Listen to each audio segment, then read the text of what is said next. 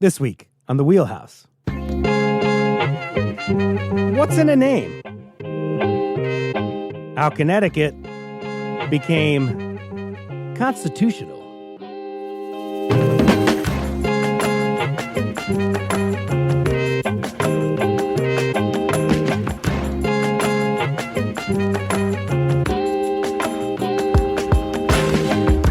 For Connecticut Public, I'm Frankie Graziano. This is The Wheelhouse. It's the show that connects politics to the people. We got your weekly dose of politics in Connecticut and beyond right here. Connecticut's got a bunch of nicknames. The Nutmeg State, the Provisions State, the Land of Steady Habits. I hear that one way too often. But there's actually one official nickname that the state formally recognizes, the Constitution State. And no, it's not about the one you learned in history class. This hour, we're hopping into our time machines. We're going all the way back to the 1600s. We'll explore the real story behind why Connecticut calls itself the Constitution State. Joining me now, Thomas Balcerski, professor of history at Eastern Connecticut University and director of the Center for Connecticut Studies. Thomas, thank you so much for coming on the show. All right, happy to be here, Frankie. Happy to have you on. Also with us, Andrea Rapaz, Chief Curator of Collections, Connecticut Museum of Culture and History. Andrea, thank you so much for being here. You bet, it's great to be here. So happy to have you on the show. And Kathy Crogwell-Varda, Director for Conservation Connection at the Connecticut State Library. Kathy, thank you so much for being on The Wheelhouse. It's great to be here. Thanks for having me. So great to have you on. We are so happy to talk about this subject and get the skinny on why Connecticut is the Constitution State. And to start, we're going to go with Tom. Let's start in the early colonial period, if you will. Who were the first groups of Europeans to come here in, say, the 1600s? Well, it was an invasion from Massachusetts. In some ways, nothing's changed. They were Puritans. They came out of Boston, and they came kind of with a chip on their shoulder in a way. They were dissenters from the way the Massachusetts Bay Colony was being governed, and specifically how that theology in the Bay was evolving. In a sense, it was a religious schism that led to the initial Europeans from Massachusetts coming to the Connecticut colony. It should be pointed out for those who get to drive up and down Interstate 91, if you see a sign for Adrian's Landing, the Dutch actually had laid claim to Connecticut before that. But since we're kind of taking the mainstream here of Connecticut's history, it really does begin in the 1630s with a migration through land that was not yet settled, not yet been colonized. And it brings us to the Connecticut River, where these same colonists will begin their experiment in American democracy.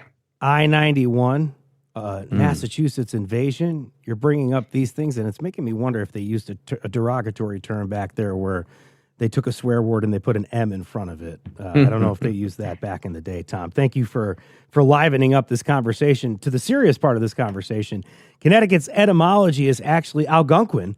It means long tidal river, or at least that's the rough translation. There were several bands of Native Americans inhabiting the land. Can you tell us about them and who's here? Right. So it should go without saying that the native peoples, the indigenous inhabitants of Connecticut, were in greater numbers upon the beginning of European settlement, both that earlier Dutch one I referenced and the more permanent English settlements that followed. Probably we're talking now upwards of about 20 different tribes that we think were in place at the time of colonization.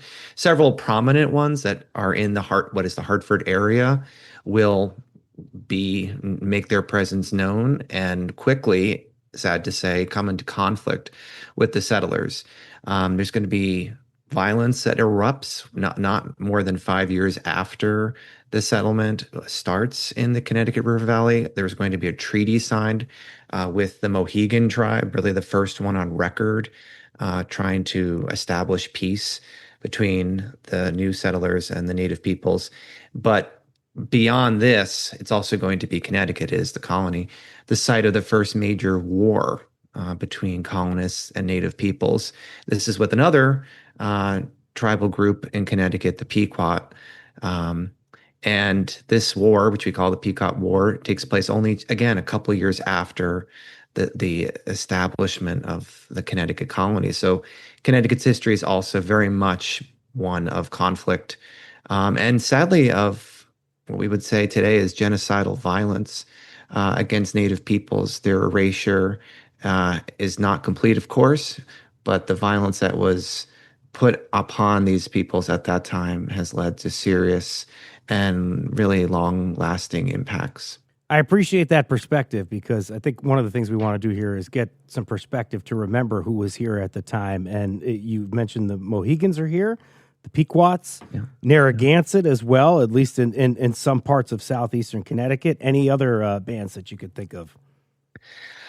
Yeah, I mean, those three definitely come to mind as being important at this moment. As I said, it's hard to necessarily know where each tribe had a major influence, but the Wangunk were also very prominent in the Harper Valley, not too far away. You have the Tunxis, the Sachacoke. These are just a few of the tribes that are still with us in the area. But in fact, so many of the landscapes and names, even of course, the name of the state, these etymologies are native, and we continue to live in some ways in this history. Andrea, there's tension at the time. There's tension at the time between colonists and natives, but there's also tension in the Massachusetts Bay Colony, and I think that's kind of what's setting the stage for the Reverend Thomas Hooker's arrival in Connecticut. Who was Hooker, and what was driving him to leave Massachusetts? Sure. So we can give a little bit background on who Hooker was. He was born in England in the 1580s. We don't know too much about his childhood in England, but he had some. His family must have had some means, because he was educated and he did attend college and received advanced degrees. After he graduated from college, he stayed on and did some more studying, and eventually became the dean of Queens College. He leaves to have his first parish around 1620. He meets his wife, Susanna. They get married. After a few years, he decides to go to an even larger parish in England, and he starts to attract the attention of anti-Puritan leaders. People are listening to him. People are following him. So he leaves England and he goes to the Netherlands for a little while as well. I think the same thing starts to happen again. So in 1633, he finally decides that he wants to come to the Massachusetts Bay Colony. So he goes back to England, settles his affairs, and makes plans to come over. Just based on what I've read about him, he must have been a charismatic leader. He was a good communicator. He was good at giving persuasive arguments and bringing people over to his side.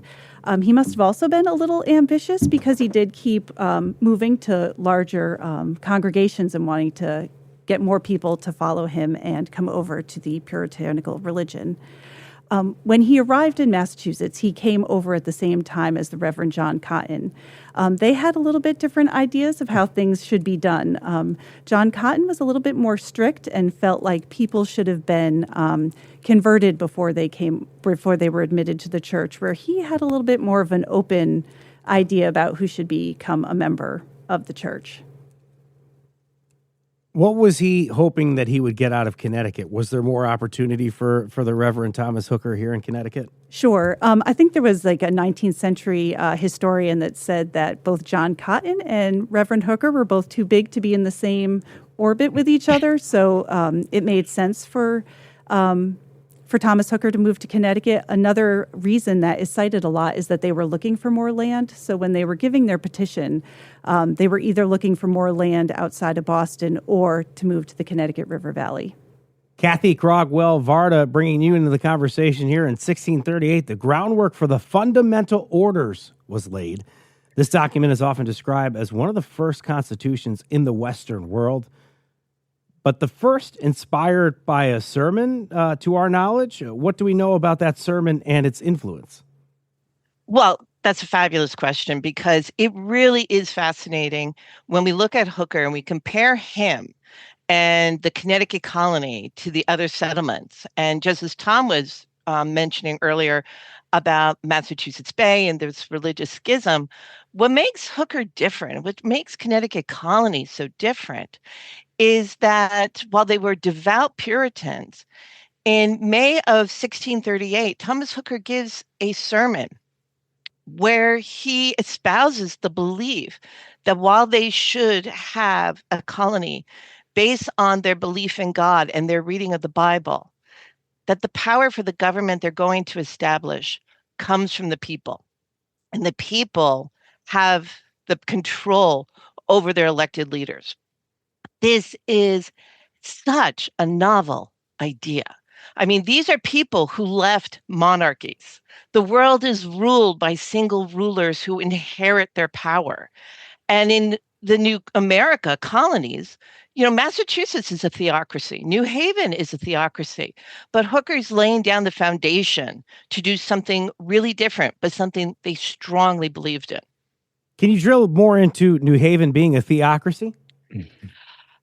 New Haven has a really interesting early history. I'm going to say it in this way. If we think of the Massachusetts Bay Colony and we think of the Puritans who settled there, we automatically think of a very strict, very hard society and culture. For the people who split away and moved to New Haven, the Massachusetts Puritans were too loosey-goosey, to put it that way. They wanted something far more stricter, far more rigid. And when Reverend John Davenport and his group come to New Haven, they are really establishing a theocracy where you can only serve in the government, you can only have power if you are a member of the church and have accepted the covenant. So it's really very different from what Hooker is doing up in the Hartford area. Some of the major themes in the fundamental orders you can help us with, Tom. What kind of government is it setting up?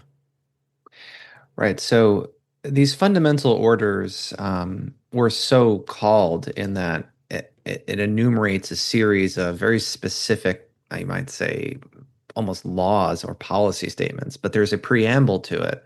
And much like the later Declaration of Independence, it's the preamble that provides the philosophy and provides kind of the meaning behind what follows. Indeed, the orders themselves now, some of them we can understand and make sense to us, but it's almost, we're so far today removed from it that I think instead we should be pulling out sort of some pieces from the preamble to help us see how it all coheres. And reading from it, I think the parts that stand out to me are to maintain the peace and union of such a people, there should be an orderly and decent government established according to God.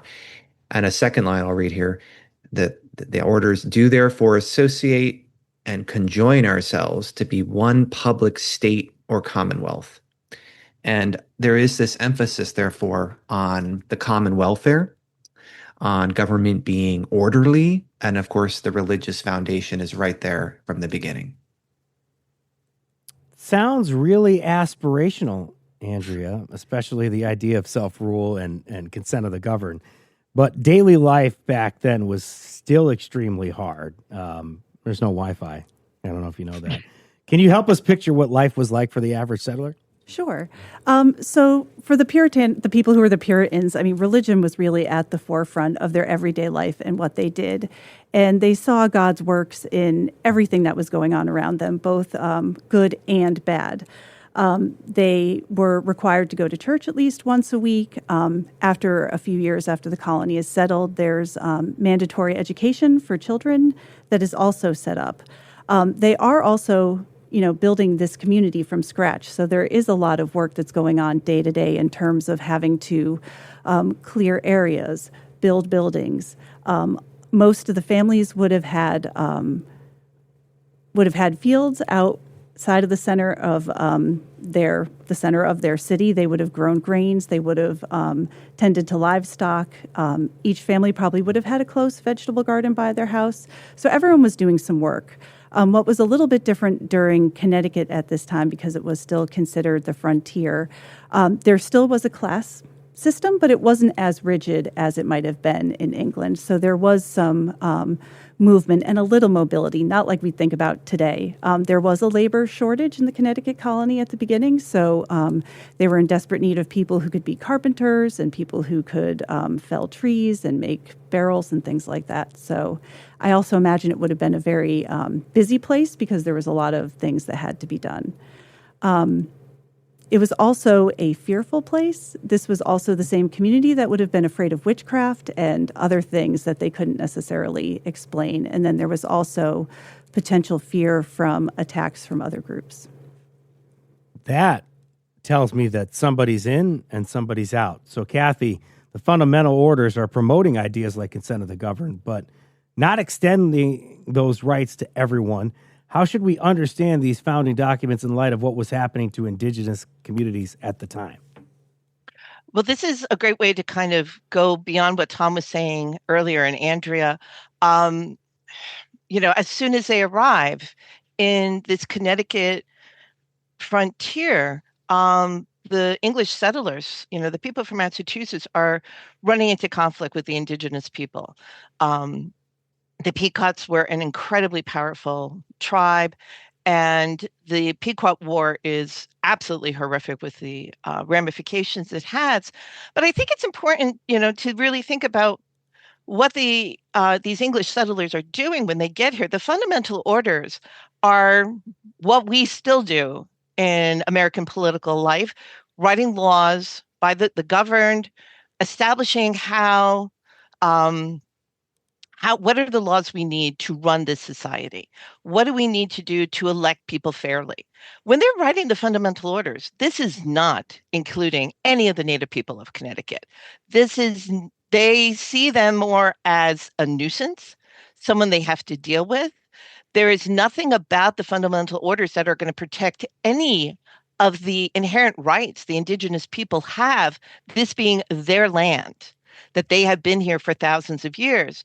And if anything, the fundamental orders are setting up a society and a political culture that is going to allow and permit these colonists to keep reaching out into native lands and furthering this colonial settlement pattern that the English bring with them when they come to the New World. The Charter of 1662, the idea that folks being left out continues for some time. The charter, what does that do? Well, the charter is really fascinating because Connecticut is really different from the other colonies in that for many years it was operating, both New Haven and Connecticut colonies, with their own versions of, both had their own fundamental orders. This charter business leads to the downfall of the New Haven colony because, as we said, the people of New Haven were very, very strict. And so when King Charles is overthrown and beheaded and executed, and they go through the period of Oliver Cromwell in England, and then that's overthrown and the restoration happens and King Charles's son comes to the throne. Three of the men who voted for the execution of the king take refuge in New Haven. And John Davenport is happy to provide them with protection. But when King Charles II is on the throne and he says, we don't have a charter with Connecticut yet, and a representative from the Connecticut colony goes over, there's several interpretations. I'm one of those who reads that this is how King Charles gets back at New Haven for protecting the men who voted to execute his father, and says there's going to be one colony in Connecticut, and it's not the New Haven colony. It's going to be the one based in Hartford. And Davenport is enraged by this, but within 3 years of the charter, they're absorbed into the Connecticut colony. And we have just one colony in Connecticut. And we have this charter that provides the legal guidelines that this is an established colony, which is so important to be able to have this self-rule in Connecticut. Tom's going to button up the conversation on the charter. Can you help us with the legacy of that charter, Tom? Yeah, the Royal Charter of 1662 is foundational to what comes next. And It is actually so important to Connecticut and so valuable, and there are many legends around it as well. That when the American Revolution comes, when you know these new and upstart colonies turn states, declare independence from the powerful British monarchy and crown, Connecticut alone will keep its charter as the basis for its government. Nothing changes. It's as if whether it's independent from Great Britain, from the king, or whether it's under the king's domain, this charter, this basis for government stands. And it will be yet still decades later after the revolution before Connecticut even thinks that this government, this Bible Commonwealth that had been in place since 1600s was worth considering and reconsidering. From Connecticut Public Radio, this is the Wheelhouse. I'm Frankie Graziano. So when you hear the Constitution State, it's not just a catchy slogan. It goes way back to the 1600s and an early push for self-government. Like a lot of things from that time, the ideas in the fundamental orders didn't apply to everyone. But those ideas did lay some groundwork for how Connecticut sees itself today: independent, locally governed, and a little ahead of its time, at least on paper. After the break, we travel almost 200 years into the future when the Charter of 1662 was called into question and replaced by something new. Stay with us. You're listening to The Wheelhouse.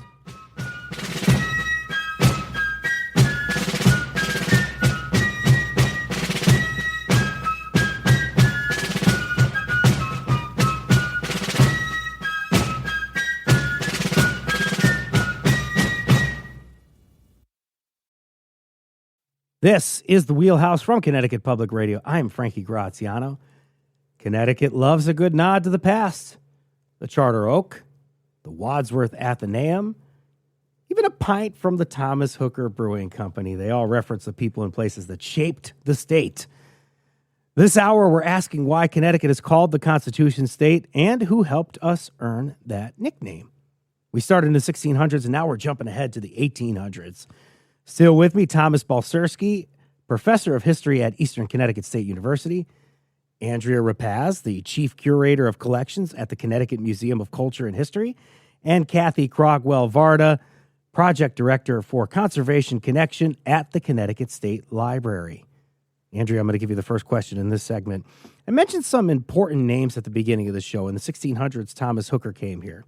Fast forward 200 years, and I want you to help us understand who the players are in the 1800s. Did certain families or individuals have a lot of say over the direction of the state? Sure. There were some families that had some of that continuity from the 17th century up into the 19th century. Someone who comes to mind is the Wolcott family. And so Kathy had mentioned before that there were some sermons delivered that kind of were the basis for the fundamental orders. Henry Wolcott was the gentleman from Windsor who went around and took notes about all of those sermons. Some of his descendants went on to become governors of Connecticut. So Oliver Wolcott Sr. was a governor of Connecticut at the time, and then his son also became a governor of Connecticut, but he was also the second Secretary of State. He was appointed after Alexander Hamilton resigned from his post. Tom, how are things going for Connecticut during the 1800s? What's happening politically, especially around the War of 1812? Well, you mentioned some of the nicknames earlier, and one that came up was the Land of Steady Habits. And in most readings of it, it actually refers to our politics as much as anything else. And the government of Connecticut by the 1800s was so steady as to be stayed. It hadn't really done much. As we discussed, the Constitution hadn't changed. The same family names over and over are being elected to the positions in the assembly and then the governor. But perhaps most significantly in terms of the politics of this moment, every governor until Wolcott in 1817 is a Federalist. And what's significant on the national level here, zooming out, is that nowhere else in the United States, the new United States, were Federalists still holding on to power and as long as they did in Connecticut. So this legacy of federalism is what is in some ways tamping down on the needed reforms that will come to follow. And part of the reason for that, just thinking about, a major episode in Connecticut's history and where Hartford features, is that during this really divisive war, we call it the War of 1812, but in some ways it was like a second battle for the American Revolution with the British.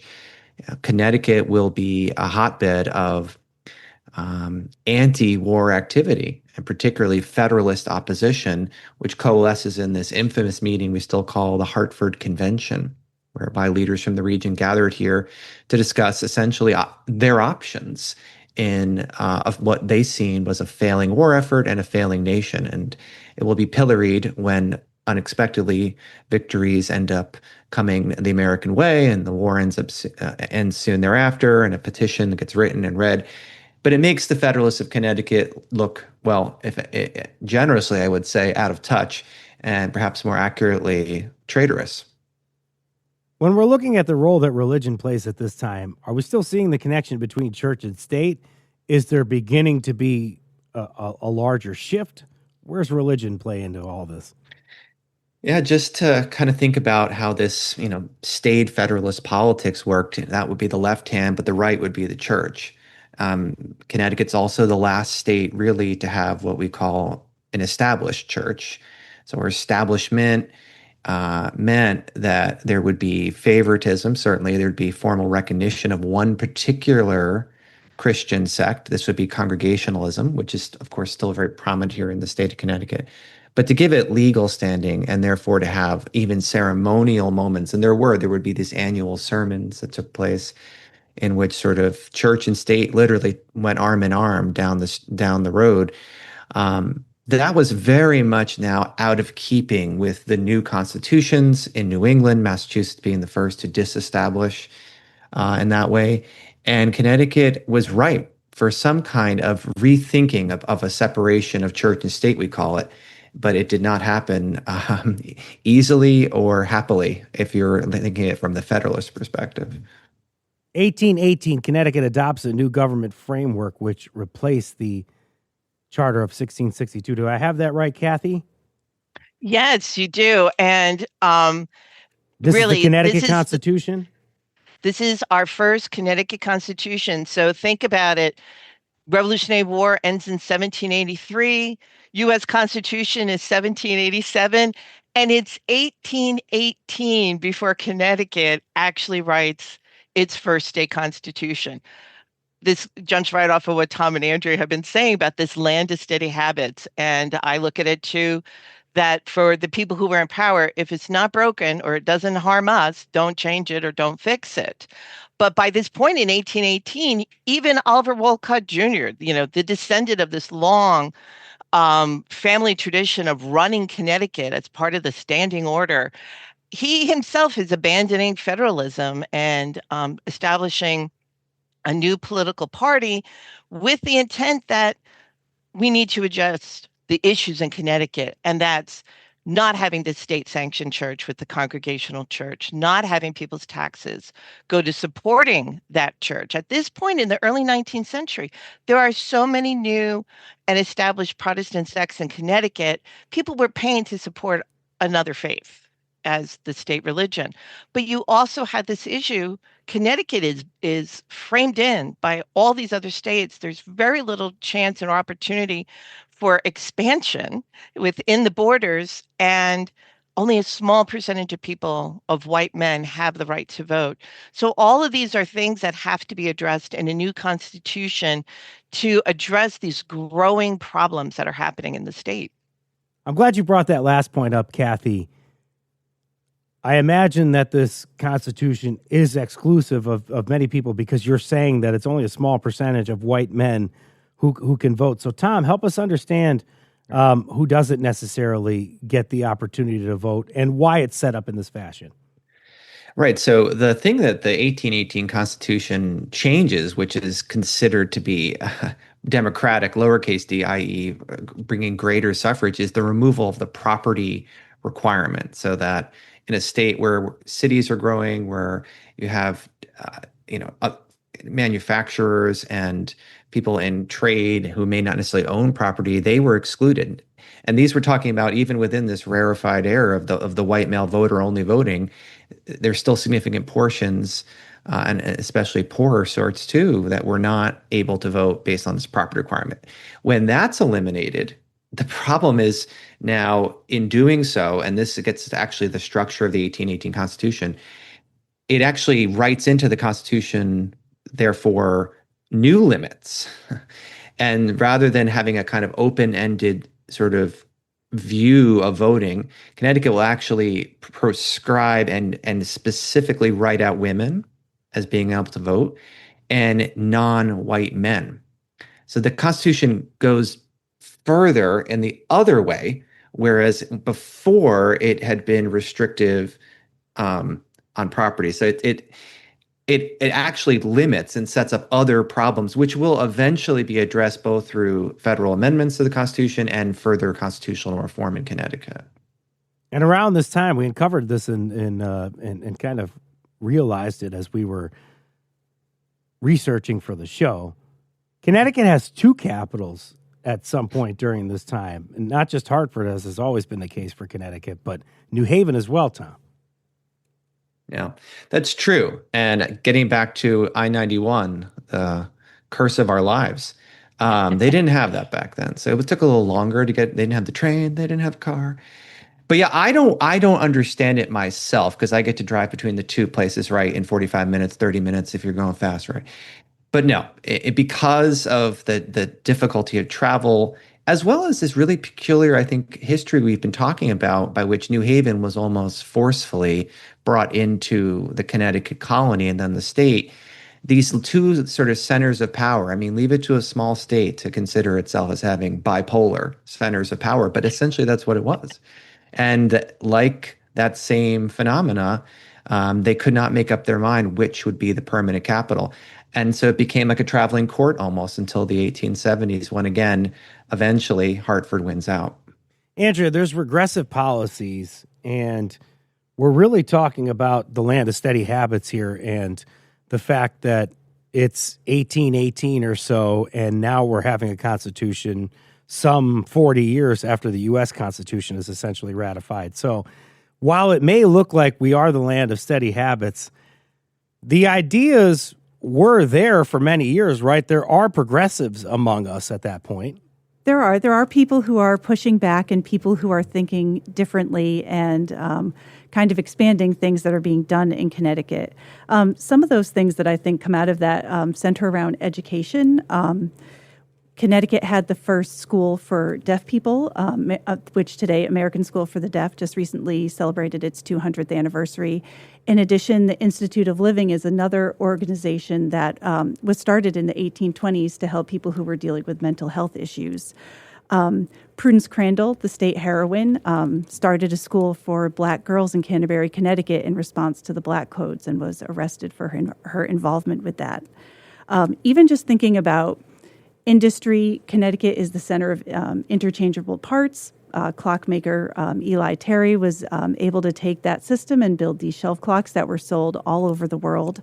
And even as we start thinking up into the 20th century, people like Chick Austin, who was the curator of the Wadsworth Athenaeum in the 1930s, was really pushing boundaries. His wife was a Goodwin, another longstanding Connecticut family, but he really pushed the limits in Hartford in the 1930s. I need one of you to help me out with this. So when we hear the Constitution state, let's bring this home. Are we talking about this 1818 Constitution, or is it more about the fundamental orders? Or maybe even, I guess, the 1662 Charter? Maybe a combination of all of them. What is the Constitution in the Constitution state? That is a great question. It's been, what was it, back in the 70s, they started putting it on our license plates. And I think even if you ask people who were involved in politics in the 70s, why did you pick it? I don't know. Sound like a good idea.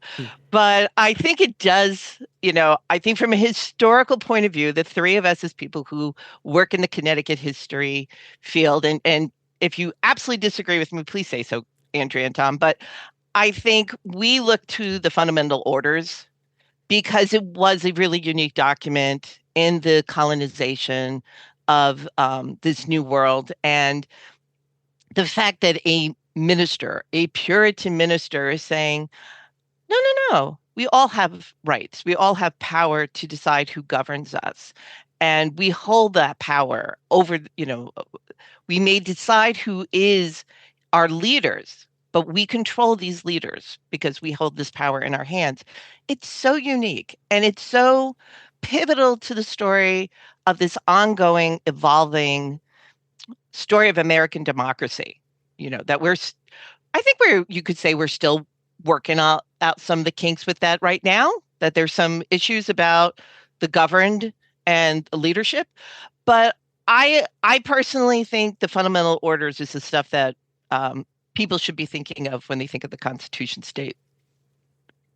Yeah, I'll jump in and agree there. And, we're historians today and we're working in 2025, but historians before us have had these same arguments and these same conversations, maybe not on public radio. But let's look at maybe where it began. And for my students, they'll groan when they hear the word historiography, but the study of the history of a topic.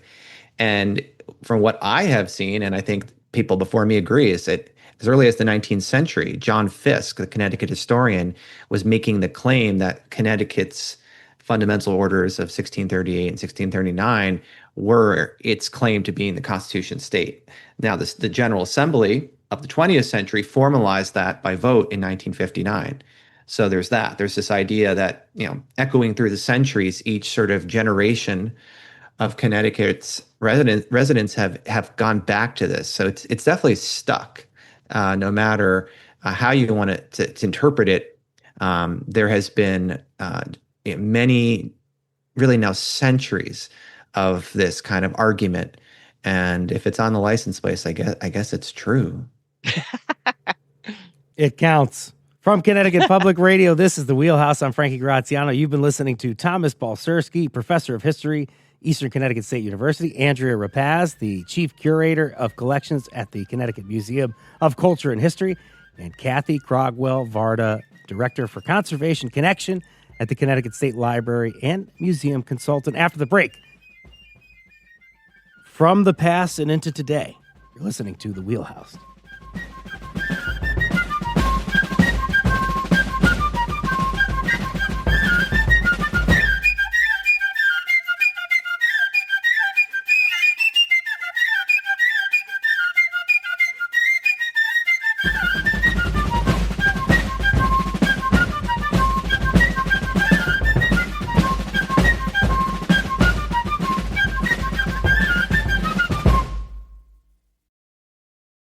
This is The Wheelhouse from Connecticut Public Radio. I'm Frankie Graziano. How did Connecticut get the nickname the Constitution State? That's what we're exploring this hour with history experts Andrea Rapaz, Kathy Crogwell Varda, and Thomas Balcerski. Moving into today, Tom, why do you think Connecticut has held on to this nickname, the Constitution State, for so long instead of something else, adopting something else, and I guess more than just being a license plate? Yeah. Well, what are the options, right? The nutmeg state. Try explaining that one outside of Connecticut. That's what I think everybody latches onto the most. Everybody right. says, hey, we're nutmeggers. I see that a lot online. I guess so. And I guess it has a ring to it. I'll give you that. But if you want to talk about the murkiness of historical origin stories, no one can agree on where that one comes from. We talked about, I think earlier at the top of the hour, the provision state. I like that one, provisioning. Maybe that'll make a comeback. That gets to the Revolutionary War, Connecticut's important role as providing food and cannons to the Continental Army. So historians could be in favor of that one. And we have the 250th anniversary coming up with all sorts of events happening. Maybe that one will have a comeback. But I think land and steady habits, that should be that one I think we put to rest. So my take is it's the best of what we got. It's what's left. And the U.S. Constitution still, we think, is this document worth upholding and enshrining. So by giving us, even a false equivalency, really, it's like, oh, we're the Constitution state. And in truth, actually, Connecticut did contribute mightily to what's called the Connecticut Compromise, still by historians, a separate kind of moment in our history at the U.S. Constitutional Assembly in 1787. So even obliquely, there's this kind of cool echo to our connection to the federal Constitution. We've mentioned the land of steady habits, drink And in this case, it's a long-running joke on the Wheelhouse that we say that every time. But in this case, maybe we're drinking some tea here, or I guess maybe that's still taboo at this point. But how do you think the state's history has reshaped, or at least shaped, that reputation, Kathy, when we're considering the land of steady habits and that nickname? I think we're all in agreement that the land of steady habits on first hearing sounds just fine. These are reliable people in Connecticut. But when you think back about how it also goes back to, well, we can let the same handful of families run things all the time. And as Andrea was saying, the Goodwins in the 20th century, once descended from a founding father of Connecticut, you're always part of the founding fathers of Connecticut, no matter what century you're in. But I think what's really interesting with this land of steady habits is thinking about how it impacts our history as a state.